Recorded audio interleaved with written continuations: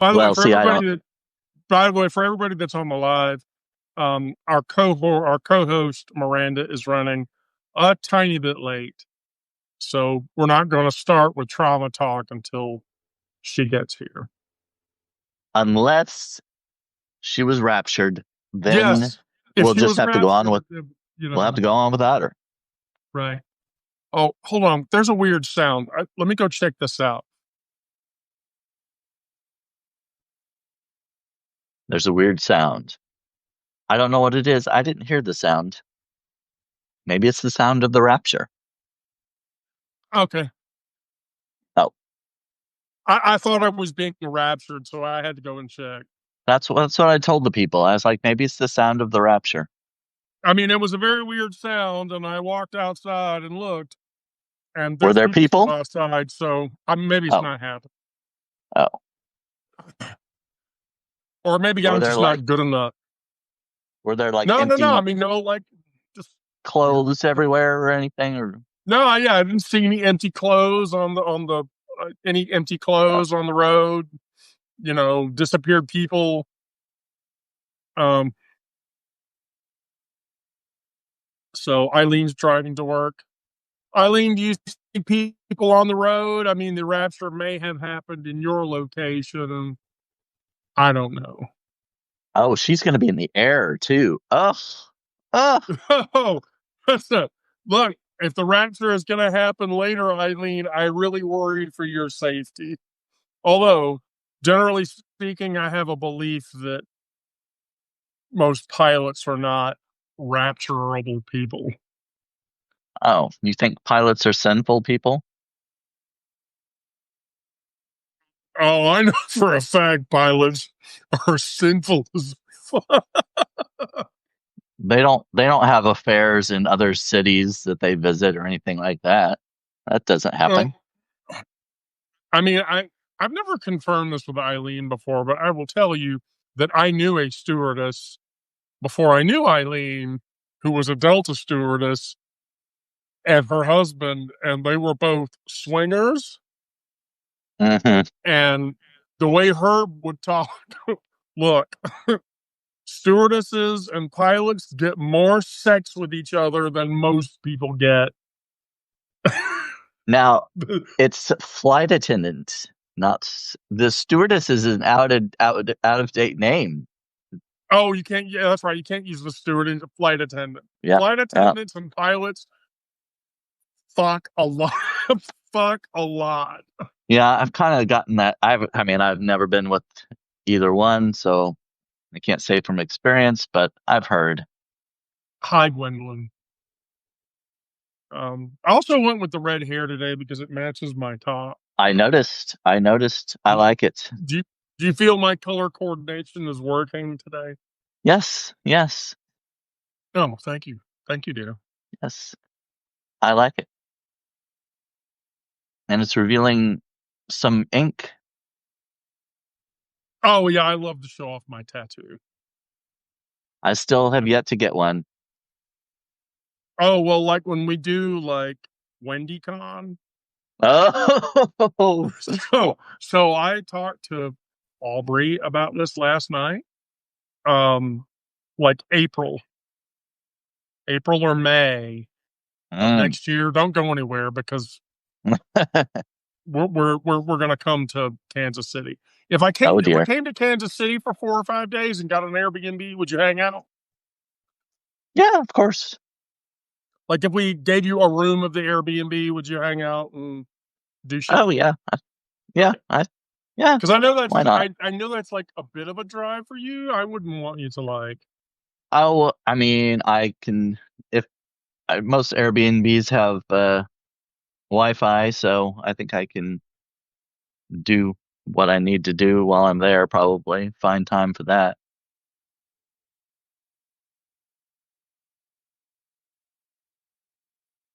Well, Gwendolyn, so here's the deal with KC is if Aubrey and I go to KC, that means Astrid, Elaine, the angry feminist, Brandon, Lisa, and possibly two others can connect Oh, for a possibly week. two others.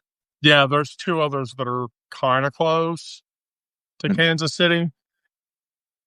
And that means like if we did like a Tuesday to a Sunday, that means we could target a Saturday to go down and protest at Planned Parenthood with Elaine and Astrid.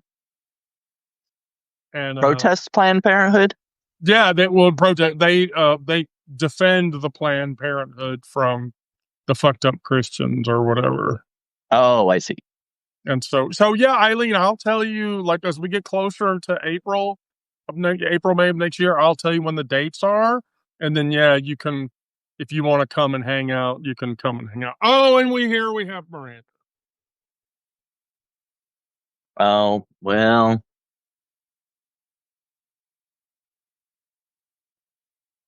Yeah, I Miranda, know the rapture is a lie yeah, because you're still here, Miranda. I'm sorry. I'm sorry you weren't raptured. Win some, lose some. Yes. Maybe during the next rapture prediction. Yeah. Prediction. You know how many times that's been predicted, right? Oh yeah. Ugh. I mean, I'm just gonna be honest with you. Seventh Day Adventists, they've been saying the rapture was going to happen every Sunday for as long as they've been around. I wonder if I should turn off my light. I don't like that. Thankfully, it's not bad. It's not bad. Yeah, I I swear, never know what if I get raptured, you could come and take my shit. I'm good with it. Ooh, leave your door unlocked. Yeah, I'll leave my door unlocked so that you can come and get my shit. All right, Miranda, it's your show. Oh yeah, my show. Oh, that works okay, doesn't it? So yeah, we wanted to talk about rapture trauma and also martyrdom. That's a tough word to say. Martyrdom fantasies. They're very intertwined in evangelical culture. So yeah, I'll just start with a little of my story and we'll go from there, I guess.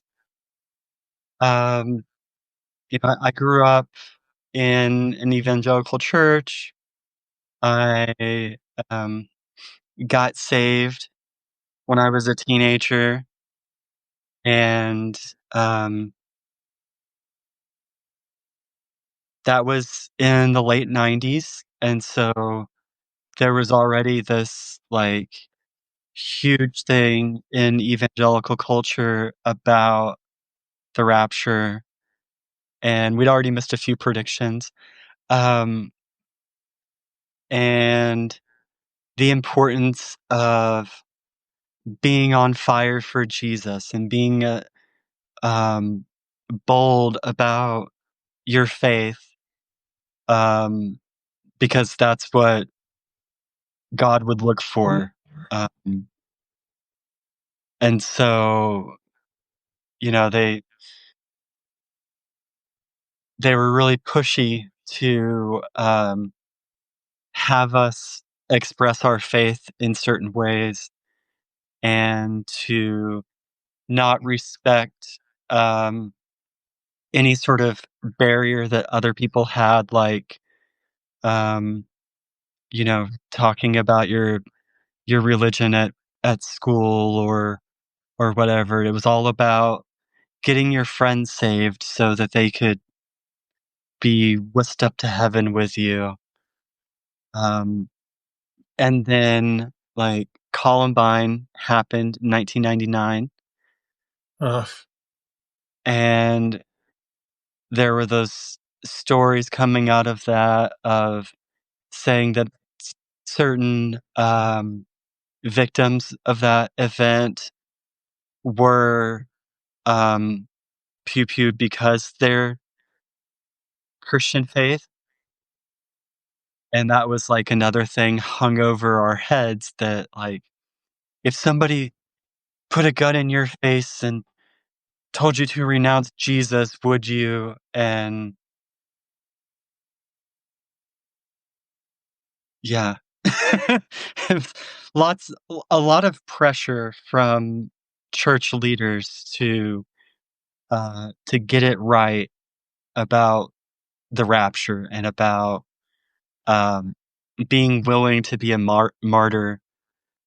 And so I think that they gave a lot of us young Christians a hell of a lot of anxiety because we were, taught to be afraid of saying no to Jesus, and we were taught to be afraid that, when the second coming comes and the rapture and um, the trumpet blows and it will be like a thief in the night and you have to be ready. You have to be ready all the time. And so you have to be self-conscious about all of your supposed sins. And so, if you um, were a teenager and you were horny and like exploring your sexuality in any any kind of way, then like that put you at risk that you would be left behind. And yeah, wild wild shit and a lot of pressure, a lot of forced anxiety. I'm sure Brandon, who had a similar upbringing, can speak to that as well. And I'm Yep. gonna grab my earbuds while he does that. Well, yes, I recognize everything that you're saying. I remember the whole Columbine thing and I think there was a particular girl who was killed because she didn't uh renounce her faith or whatever. She was from what I heard. But yeah, I think, and I think the Catholics had it even, or have it even worse because they're more like, and our Christians in the Baptist and Pentecostal religion, there were at least a lot of sins that were forgiven, but like with a lot of Catholics, they had to go and uh, confess their sins before a priest before they Yeah, were forgiven. And so if they hadn't done that between the time that they sinned and the time that they died, then that would be yeah, a bad deal. right. And then depending on what their sin was, they Yeah, might be in purgatory working it off at yeah, God's little re-education camp, or they would be sent to hell. And yeah, yeah, I, yeah, I think there's a fundamental. I have a few fundamental issues with this, but I'll just bring up one of them, and that's um, the persecution complex identity formation. When that gets thrust upon you, again, that's a euphemism for if you get a gun stuck to your head and somebody says, "Tell me you don't believe in Jesus, or I'm going to shoot you." That sort of encapsulates this belief that suffering for faith validates authentic Christian belief. Um, yeah, the bearing problem the is, cross. yeah, you're carrying the cross, but that creates an addictive cycle where a believer then has to seek or imagine opposition to yeah, confirm their spiritual status. I have to be suffering. yeah, Um, and the sting of perceived rejection becomes proof of absolute righteousness, which is bullshit. yeah. And it's like the mildest um, rejection of your ideology is seen as persecution, when in fact it's just somebody saying, "No, this is not a thing I want to to join. Run. It's been kind of wild going from a community that imagines their persecution, weaponizes their persecution, has turned their persecution into a multi-billion-dollar industry of movies and books and speaking engagements and everything, to now being a group that's actually persecuted. What a fucking deal that was. Well, let me raise a second point to that point, and that's end times tribulation anticipation.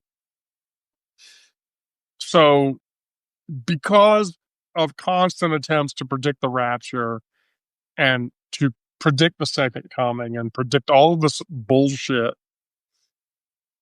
that is attached to that, there's vivid apocalyptic scenarios where faithful believers endure horrific persecution before Jesus appears again or whatever. And those fantasies involve detailed mental rehearsal of torture and imprisonment, and that's it feeds that. It's because of tribulation anticipation that we got those horrible Left Behind novels that nobody in their right mind should ever fucking read. Yeah. I read them so y'all don't have to. But the movies, they have Kirk Cameron. Oh my gosh. Here's the thing. One of those movies, I think it was the remake. In the remake, it had Morgan Freeman in it. And I remember watching it and thinking, my God, how desperate was he for money to do this? Yeah. Was that the one? Wasn't Nicolas Cage in one of them? Was it that? Nick Cage. And which, by the way, I have to point out, Nick Cage is doing another movie that's coming out in November, and it's a horror movie, and it's called The Carpenter's Son. And it literally paints Jesus as a demon-possessed individual. Ooh. And the narrative is that Joseph has to kill him. And I'm like, oh, here we go. That's going to come out in the theater, and Chris is going to be like, oh, this is the end times right here. Look at us being persecuted by this Nick Cage movie. Well, another point of as far as the persecution goes, a lot of Christians now, instead of embracing their own persecution or whatever, they're persecuting others. Yeah. They're targeting those who don't believe the way that they do, or trans people, or people, even just people from another country. Has nothing to do with beliefs. They're persecuting their fellow Christians, like with the G-side that's going on in Palestine. Like, Christians there who are like where Christ lived, are having their churches bombed and having their land taken, and they're begging the church at large for help. But the church at large is in so many ways just an American project or Western project. And part of the theology surrounding the end times and everything is that, we have to make sure that the Jews have the Holy Land again so that Jesus can rebuild the temple.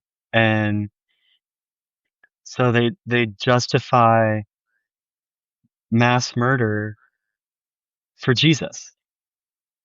I think but so again, that goes back to painting secular culture as the oppressor that's causing all of this to happen. Yeah. Modern society becomes the menacing force that's actively hunting Christians. We become Nero and we're shoving Christians into coliseums and making lions chase after them and shit. When that's not what's happening, we're just existing in a culture subset outside of Christian dogma, and they fucking freak out about it. So secular culture is the downfall of Christianity, which is why I want to say I wish the aliens would just hurry up and land on the earth and say, you bitches have got it wrong. Here's all the shit you don't know. Here's what you don't see. So that Christianity people in the Christian faith could go, oh. They won't do that. They won't do it. The aliens will be demons. The devil. Yeah. Mm-hmm. Well, I found that funny because as a literary reference, the overlords from Clark's novel Childhood's End looked specifically demonic, and that's what happened. Like the religious people like freaked out and went, "That's Satan!" And then you get to the end of the book and you realize they knew what the fuck they were talking about. Yeah, whenever you make your whole life about spotting demons, you're gonna see them. Yeah. You see them everywhere you look. And instead of seeing Christ in the least of these, you're going to see demons in the least of these. Yeah. Yeah. They will find justifications for what they believe, even if it doesn't make sense. Mm-hmm. Could it be Satan? Could it be? Well, isn't that special? Yeah. Yeah. Well, at least. Thank you, Dana Carvey. Thank you, Dana Carvey. Well, let me ask you this, Miranda. Missionary martyrdom. How do you see that? Yeah. So that's something that like really is exploited a lot in the persecution industry. And there have always been stories of the missionary went to a savage people and was killed. Yes. Probably for trying to take their gold, but that's not the story that's told. And then like as the modern culmination of these stories came together, you had the Jesus Freak book that came out that was late 90s, I think, as well. And all these, it was a collection of stories of Christian martyrs. And a lot of them were missionaries. They were going into different cultures that weren't westernized and Christianized. And, some of them met a violent end. I'm not going to say that didn't happen or never happens, but, whenever,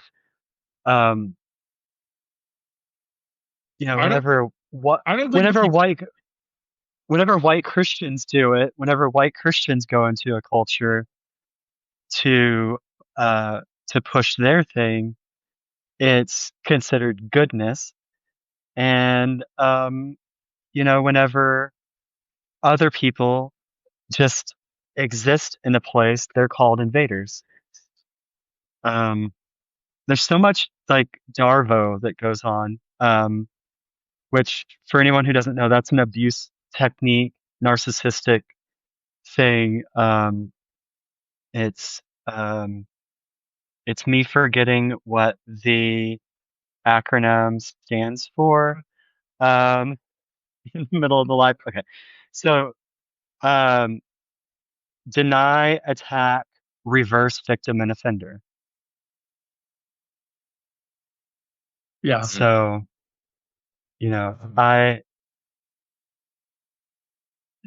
On the we see missionary this all on the the time.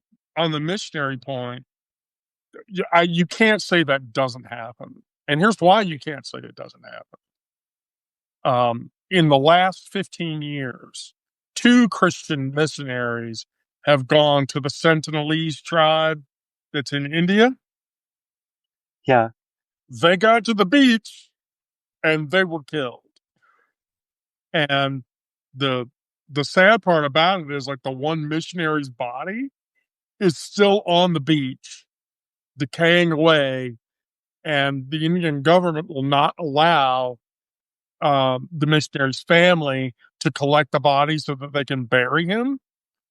And that has demonized the Indian government for allowing the Sentinelese tribe, to exist. yeah, There are. I mean, I grew up. I mean, I grew up in Pentecostal church, but then I attended a Southern Baptist for a long time, and of course, they were very much about mission work. And I have a cousin who has been. She's a missionary. She has been for many years, and she's gone over to Africa several times in European countries and such. A lot of times, she's not allowed to tell us where she's been because it's illegal for them to be there doing what they're doing. right. But a lot of what they do a lot of good work in some places. They go down and help build houses and they do a lot of good things. Of course, while they're there, they also bring in yeah, the message, yeah. But the thing is, they don't have to go to all these different countries to help the homeless and the poor. There are so many here. Well, I've never understood that part of it. Why are they not just looking out their back door and helping their neighbor? You know, they're they're I don't I still don't quite understand that. It's not.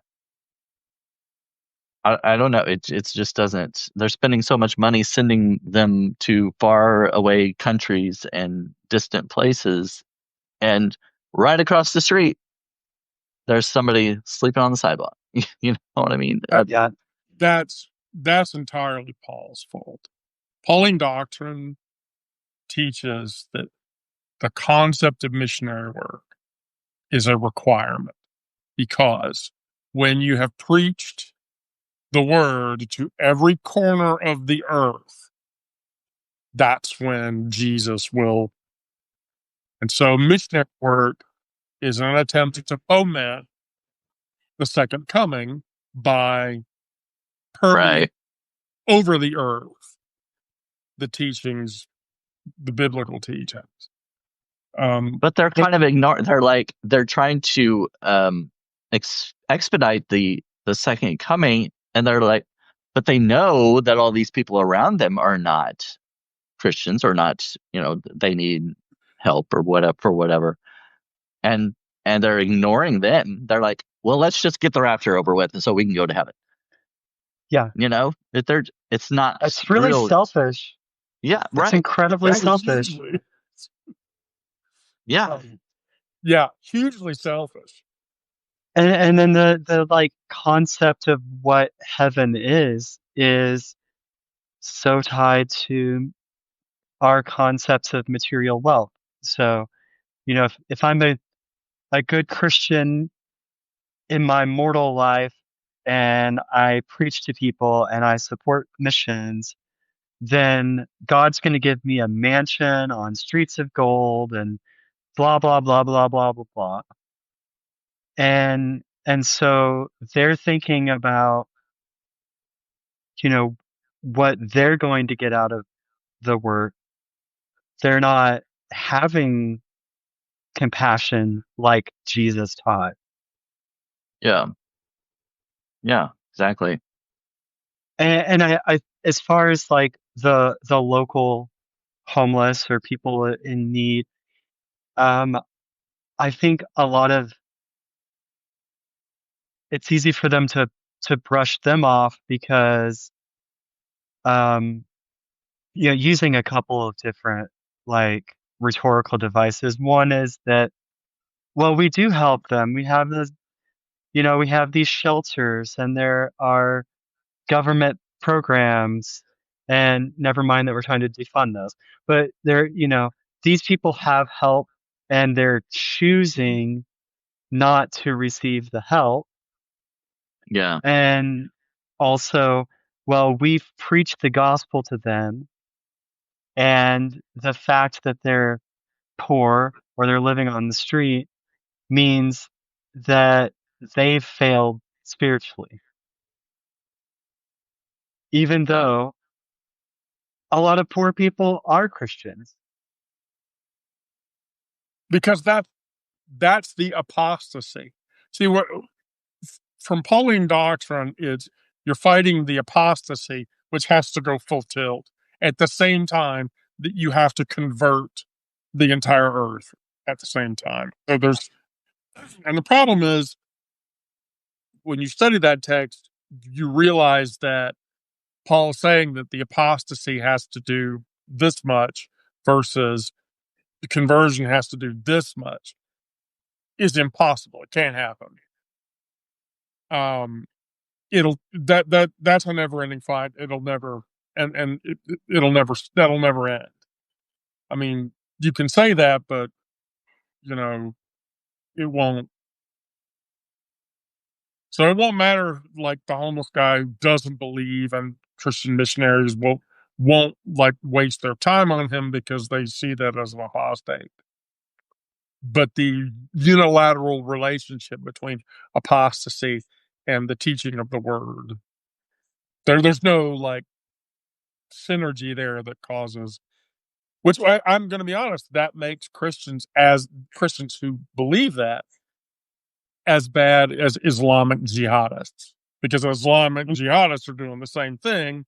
They're just trying to cause jihad, Ragnarok, whatever the fuck, Right. is And going to, and the Christians are about faster. We need to get there apocalypse. quick.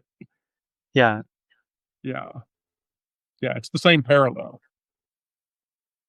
I knew one guy who was very much a believer that we do not have free will. That I he love was Calvinism.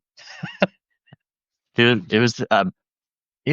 attended a Baptist church. I think it was Baptist. It might have been non-denominational, but that we you're preordained. You're either predestination, right? You're either going to heaven or going to hell. There's nothing. It's been set. There's nothing anybody can do about it. It's a very interesting way to look at it as a Christian. Like, why? What's the point of prayer? What's the point of um, evangelism? What's the point of missionary work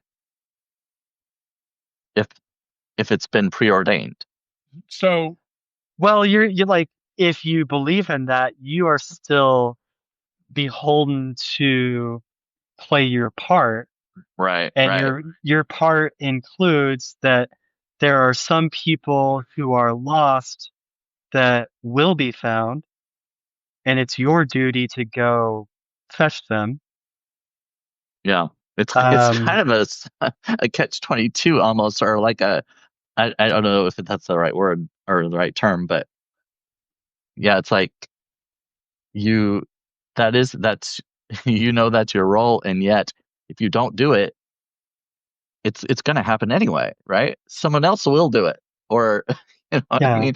It's kind of like uh So I actually have a reference for this. I had to go into my collegiate text, the disaster that I did when I was younger.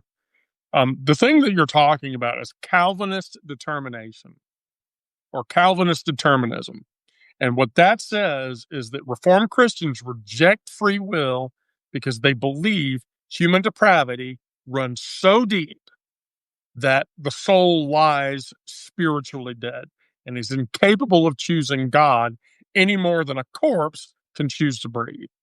And so the argument is free will makes God's sovereignty impotent, like completely impotent.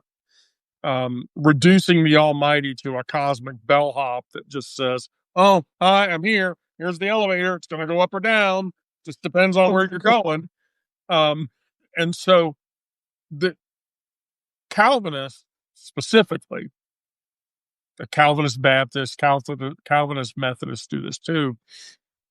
Um, that total sense of depravity means that the will itself is enslaved in sin, and that then Christ's sacrifice becomes merely potential rather than effectual, leaving God's eternal purpose hostage to fickle human witness.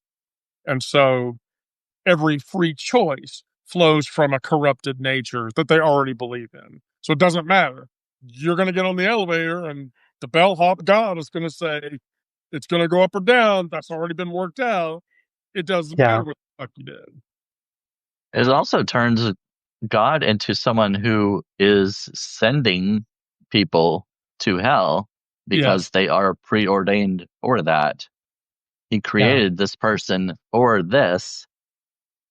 It doesn't make sense looking at the God from the Bible and what Jesus taught. It it's contradictory. Well, that counters a couple of different things. One, that counters that God is omniscient, because omniscience says everything that can happen, everything that will happen, or everything that could possibly happen. And so omniscience against the concept that free will is bullshit doesn't work. And here's the other thing that makes God not omnibenevolent. You can't be a being of pure good. I've made this argument countless of times, Hmm. and I'm just going to settle it right here. If God is omnibenevolent, omniscient, um, omnipotent, and everything else, the pure good, incapable of flaw, you know, knows everything that will, can, does, everything that happens. If God is all of that, and then uh, God is the omni creator, everything that has existed, seen, unseen, heard, unheard, known, unknown, God is responsible for all of that creation. How does Satan exist? How can pure, unadulterated good knowingly create abject evil and then not claim responsibility? Doesn't work that way. Hmm. Well, like if we look at the Job story, I'm glad you brought that up. I have to think about that. like Satan is not the bad guy in that story. No, God and Satan are just like hanging out in the water cooler. ethereal, In the weather, yeah, whatever. And Hey, what's up? God's the one like, hey, you want to gamble with this human? How about you go make him suffer, and then that'll show that he'll still be devoted to me.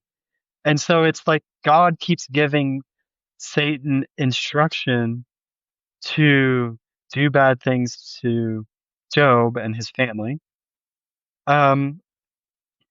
just to win this bet. Here's the issue with that. If you read the book of Job and you understand the book of Job,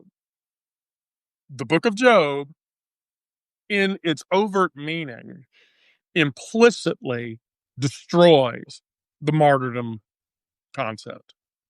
Martyrdom fantasies against Job make martyrdom bullshit completely.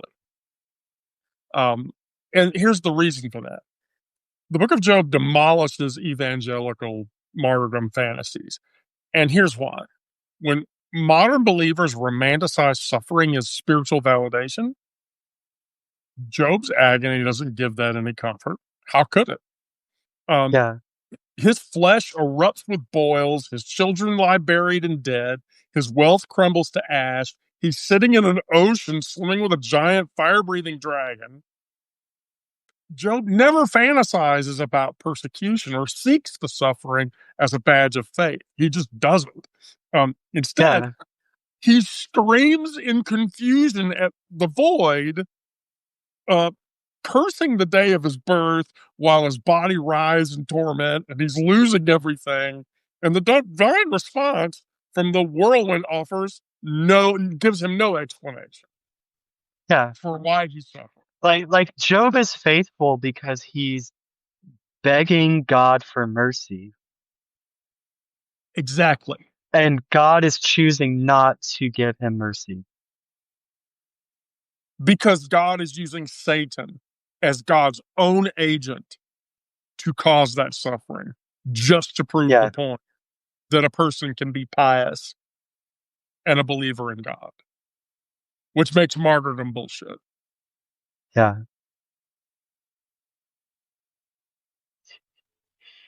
Julie's pointing out that Brandon is so gay.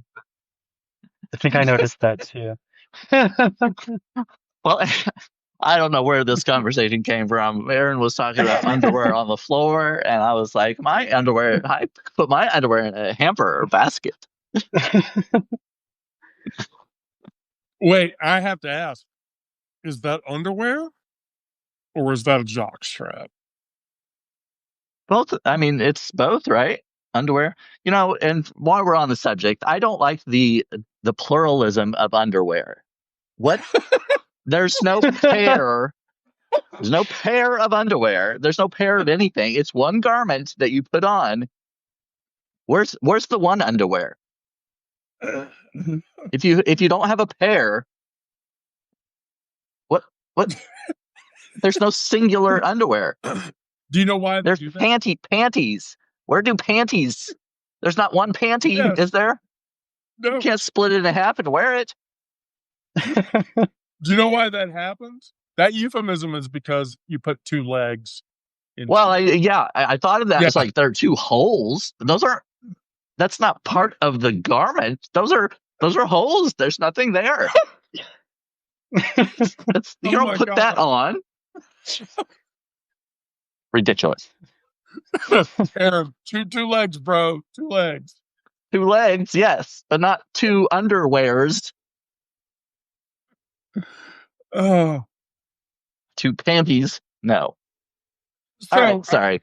Back to the original point that I was linking into, Miranda, is that when martyrdom fantasies create meaning through victimhood, Job discovers that authentic faith must exist without any psychological crutches. It just can't. And so when I was young and I wrote this, I specifically said this in the writing. His restoration comes not because his suffering proved anything, because it didn't, but through a naked encounter with divine mystery that transcends human need for explanatory framework. So basically what that says is Job's story just eviscerates comfortable martyrdom theology as bullshit and leaving only raw faith stripped of self-serving spiritual. So that's what you're supposed to take away when you read that text, which is why Christians don't read that text in its entirety to understand that. Yeah. Mm-hmm. I wish they would. Yeah. Yeah, they leave out an honest reading of Job. They uh, leave out the Gospels Well, and I that just was use Paul to support their like imperial ideology. that was the thing that I tried to bring up, and the rapture didn't happen, and here's why: because when you read the Nag Hammadi texts, there's the apocalypse of Peter and the first apocalypse of James, and they present an entirely different set of parallels that completely fuck the rapture narrative, which is why they were probably never included in the text. And those texts, while not canonical in any way, reflect early Christian thought that emphasized transformation through suffering, which is what Paul was telling everybody to do. You can't get raptured. You have to survive the fucking apocalypse to be saved or whatever. And so, and Yeah, even further than that, the Gospel of Thomas, blessed are you when you are hated and persecuted, not blessed are you when you are yanked out of the shit before it got real. yeah, Um, so yeah. Well, I guess we're It, good. it, We're getting persecuted. I guess we're on the list, right? yeah, yeah, I've been labeled a terrorist. I've been told that Tylenol caused my autism. Even though my mother never took Tylenol ever. I grew up in a setting, a very organic, natural setting that did not have near the chemicals that are involved in everything they accuse autism to autism source being the source of. Um, you know, but I'm autistic anyway. I mean, I'll dig up my diagnosis somewhere. I've been 299/80 for 20 years.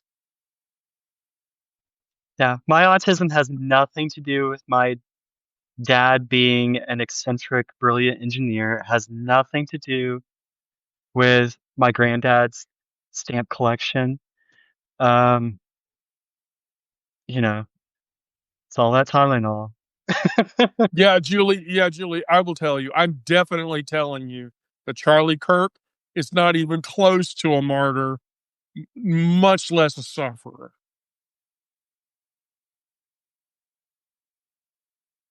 Yeah, he lived a life of luxury, paid for by spouting hate. And lies. Hmm. Yeah, hate and lies. Completely and totally. Yeah, it's interesting how the martyrdom fantasy uh, feeds into um, a willingness to bear false witness against people. That's something that has always bothered me a lot. Um, and something that like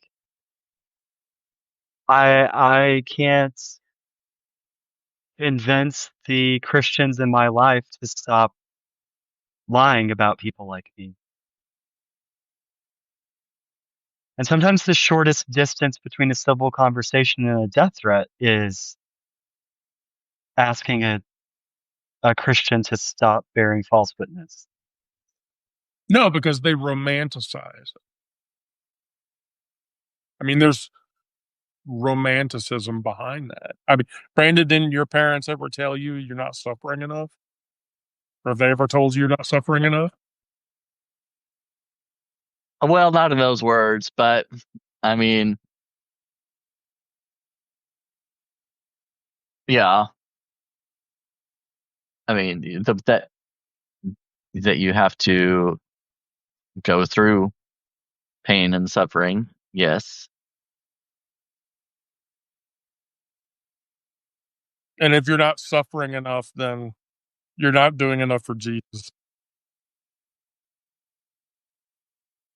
Yeah.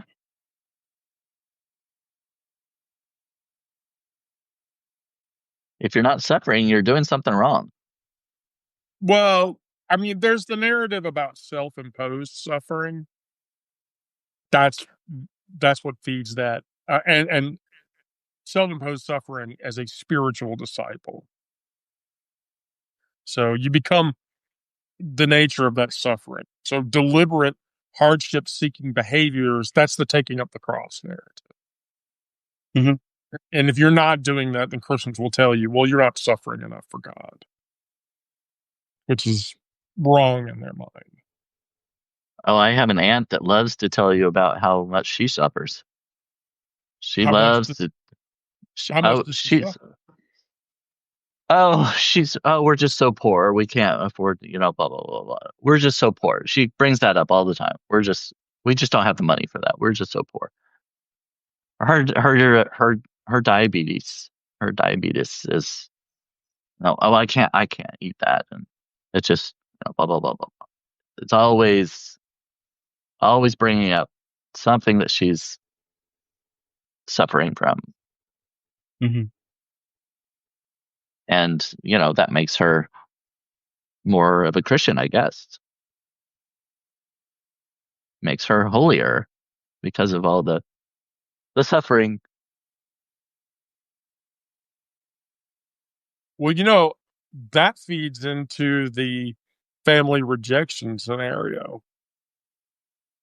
And so what that says is fantasies about being disowned or being pushed away by non-believing family members, or pushing away family members who are themselves non-believing. That's a martyrdom narrative too. Yeah. The pain of those broken relationships becomes proof of choosing God over humanity. Mhm. And they, and then they justify that scripturally with, Jesus saying, "I came not to bring, peace but a sword," Yeah, and, I did not come to father against brother, and yeah. yeah. Think not I did come to abolish the old laws. No, I came to enforce them.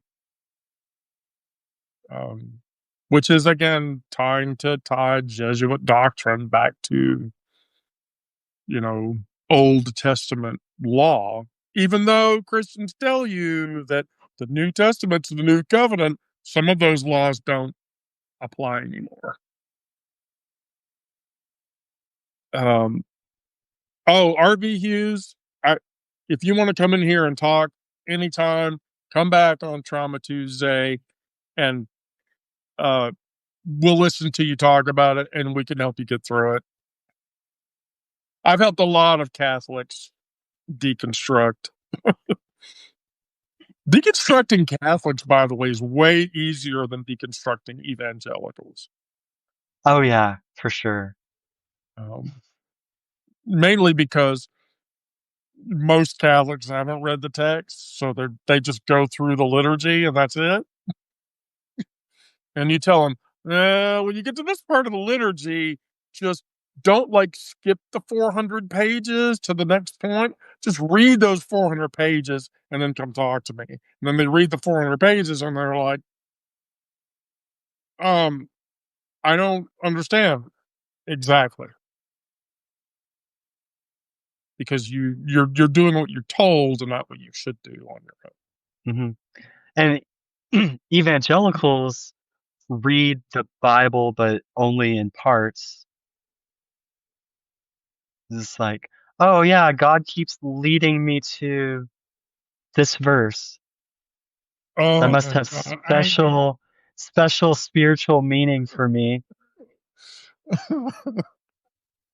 Is that Well, that's why like, is that why the Lifeway store sells the stupid fucking calendars and they have a verse uh, every day?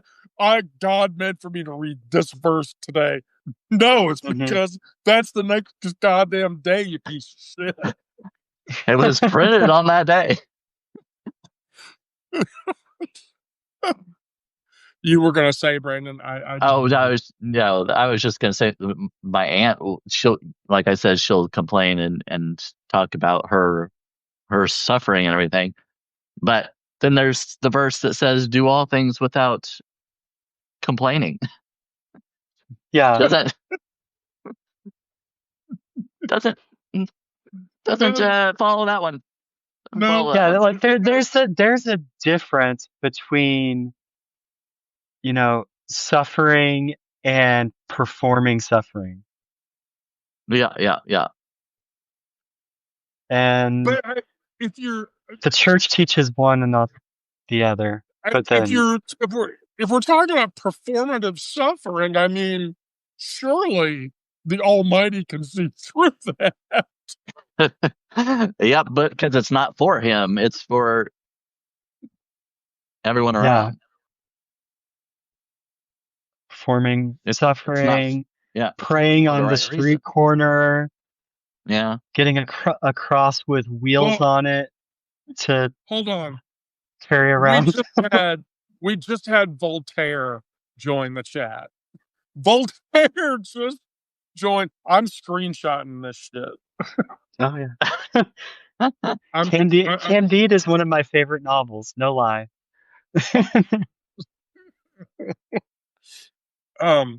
you know my favorite story about him, right? He's dying, he's on his deathbed, and the priest comes in to read him his last rites. And Voltaire looks at him and says, "Father, this is no time to be making enemies. Get the fuck out."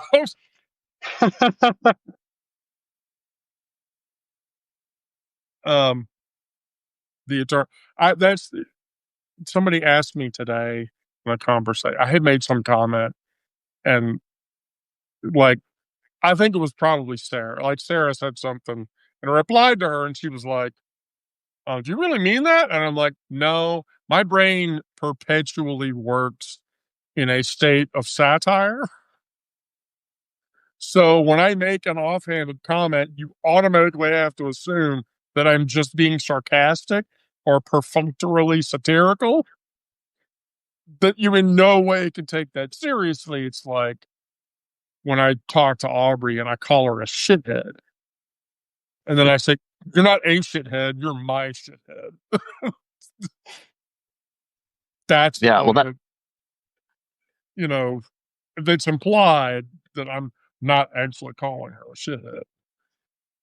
that's the same way with me when it comes to like I published an article yesterday that about me being perfect. That is completely the opposite of how I actually feel about myself. You know, it is completely sarcastic. Oh no, but I And loved that post. I loved that post, Brandon, because you wrote that. You were like, "I've never broken any bones. I'm all yeah, complete." Yada yada. I literally was like, "Holy shit!" The 15 pounds of inorganic titanium I have in my body against not having a gallbladder and not having my appendix and having broken like literally 60% of all of the bones in my body, including my nose, a repeated number of times, yada yada, whatever. I was like, God, if Brandon's perfect, I am the epitome of imperfect. no, Brandon, honey, very much satirical. Brandon, honey, I want to be like you. uh, well, you're the only one. Oh, I know that's not true. Oh, I know that's not true. No, that's not true. Oh, well, I feel like this was a good one. Brandon, do you have anything to close?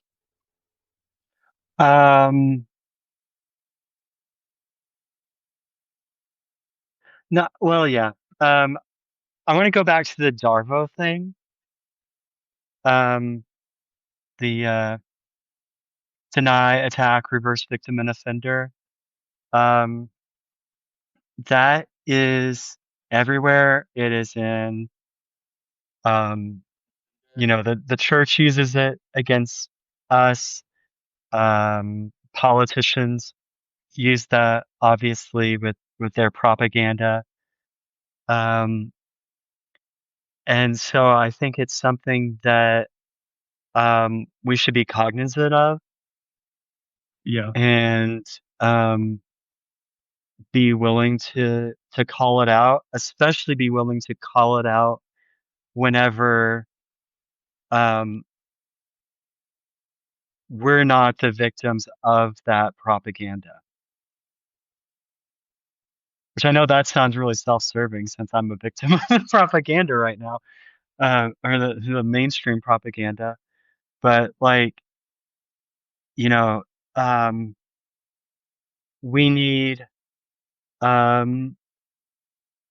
cis people who are willing to say, hey, what you're doing to the trans community is what the violence is. It is not this fantasy that you have, and call it out and be persistent and fight fire with fire.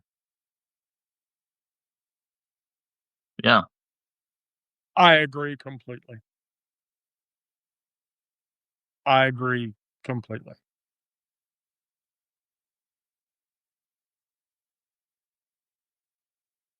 Aaron knows exactly what I mean, but it doesn't matter. It doesn't matter.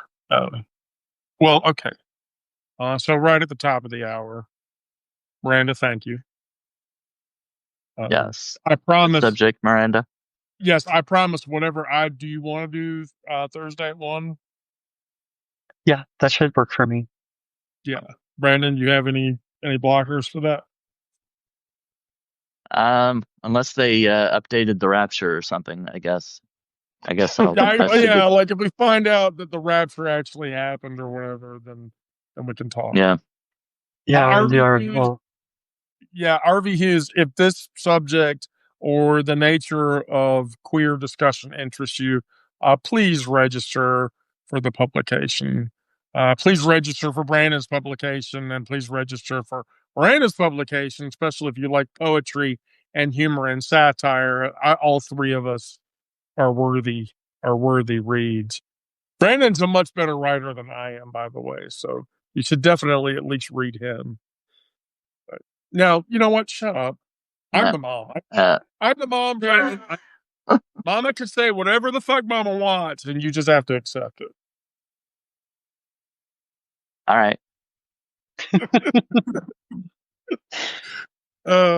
Okay. Well, what if the rapture happens and only Christians are left behind?